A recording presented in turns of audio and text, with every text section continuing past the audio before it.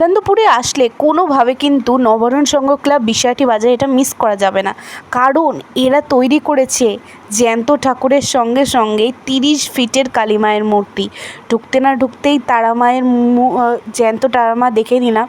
আর এই দেখে দেখো, এরা হচ্ছে যমরাজ।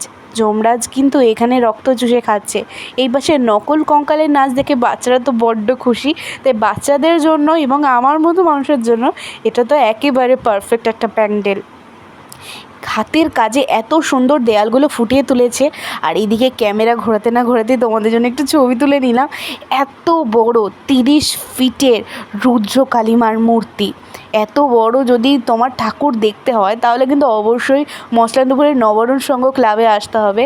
আর এটা হচ্ছে সর্বশ্রেষ্ঠ, মানে এত সুন্দর হয়েছে। মসলান্দপুরের সব থেকে ভালো হয়েছে শুধুমাত্র এই প্যান্ডেলটা। এত দারুণ দারুণ প্যান্ডেল হয়েছে মসলান্দপুরে। 30 ফিটের রুদ্র কালীমার মূর্তি দেখো, ঠাকুর দেখে কার না মনটার মধ্যে ধড়াস করে উঠবে এত ভয়ঙ্কর একটি ঠাকুর দেখলে।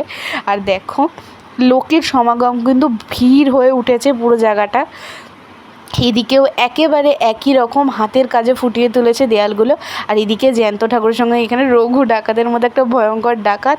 এটা দেখতে যতটা না মজা লাগে, কিন্তু এদের কিন্তু অনেক বেশি কষ্ট হয়। আপনাদের জন্য এরা দাঁড়িয়ে থাকছে ঘন্টার পর ঘন্টা, খাওয়া নেই, ঘুম নেই। আর এদিকে বেরিয়ে দেখো, দেখা গেল কাকে বলো তো, কঙ্কাল সাইকেল চালাচ্ছে। দেখে তো খুব খুশি। আর এদিকে আমরা কিন্তু দই ফুচকা খেয়ে নিয়েছি। তোমাদের ওখানে 50 টাকায় কটা দই ফুচকা দেয়?